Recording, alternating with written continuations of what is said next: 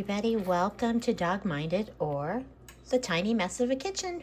I am baking today. What else is new? But first I'm making a quick jam. It was just putting 2 cups of berries in with a 3/4 cup of sugar, a little bit of salt, and some lemon juice. Just a quick jam because I'm going to be making oat bars with this raspberry blackberry jam inside it. So just making this up really quickly. I've made jams before on the website. You can check them out. Simple, super easy. Okay, and I'll bring you back when I start assembling the ingredients to make the oat bars. My first time making oat bars. I'm so excited. Okay, so I'm getting all my ingredients ready. It calls for 1.5 cups of flour, 1 1/4 cups of oats, 3/4 cup of melted butter, so I'll melt that, 3/4 cups of sugar, there's the sugar, 1/3 cup of firmly packed dark brown sugar, hooray, I get to use that, don't get to use that very often, salt, oh I don't have the salt out, let's take the salt out, I should have known, there's always salt in everything.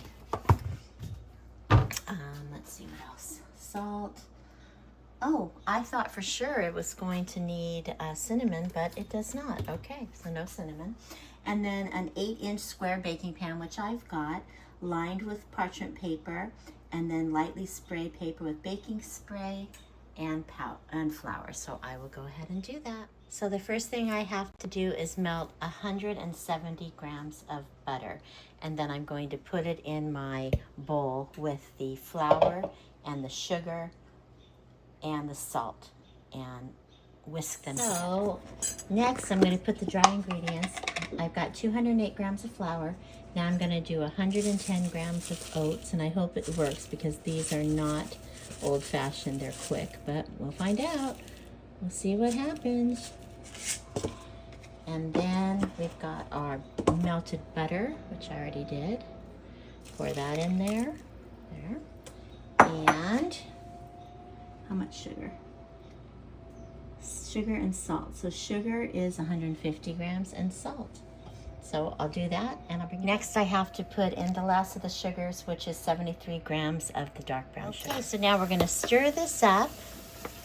Let's see when I add the vanilla. I know I have vanilla in it. In the bowl, whisk together all these things. Oh, there's no vanilla in this recipe. Well, there you go. I need my whisk. I was going to use a spoon, but I'll get out my whisk.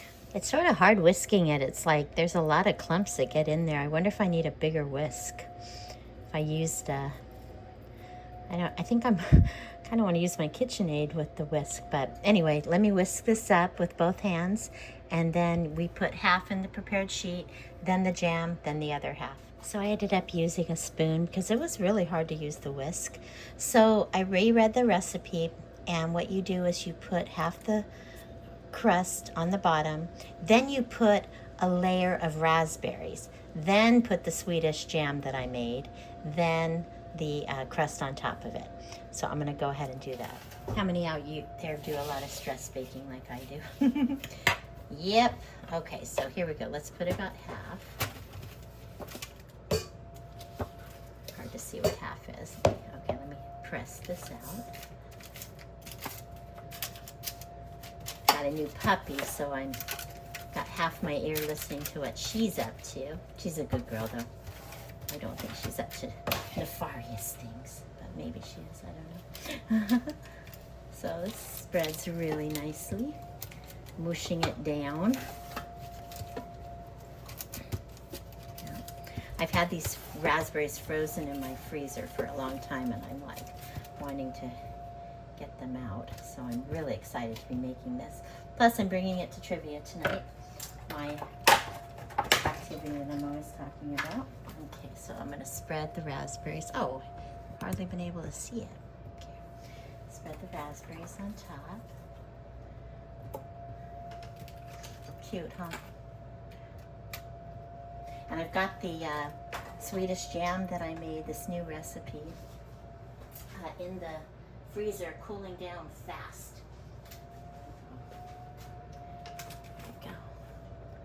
Okay, so I got that. Now, you get the jam out.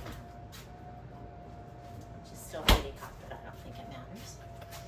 And then look at how beautiful it is, though. Isn't that pretty? Oh, yeah. Gorgeous. Just gorgeous. Gorgeous jam.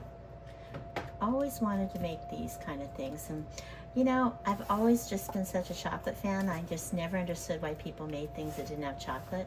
And I guess it's a sign that I truly am old, because now I love things that don't have chocolate. I mean, of course, I love things with chocolate, obviously, but I get it now. Okay, and now the last trick is to put the topping on top. There it is. Let's make that a little bit better. That was a super easy recipe to make. Let's see if it tastes as easy as if it tastes half as great as easy it was, it'll still be a winner. Look how pretty. Okay, that's pretty. Okay, now we just have to wait for the oven to heat up to 350. It's almost there, and I'll bring you back. Okay, I'm gonna put it in the oven now. It says it bakes for 55 minutes. And that's good, because by the time it's done, I'll be going to my friend Catlin's for a play date with Buster and a dog she's watching. And here is the finished product. It's been baking for 55 minutes in a 350-degree oven. It's absolutely gorgeous. I can't wait to try it tonight. Well, I couldn't resist taking a little bite from the corner, and it is so good. It's perfect. It just needs vanilla ice cream. Now it's time for me and Kimmy to bring the creation to our friend's party. Here is how the final product looked. And of course I adorned it with Swedish flags because it is a Swedish jam and we are Swedish. Have a great day, y'all.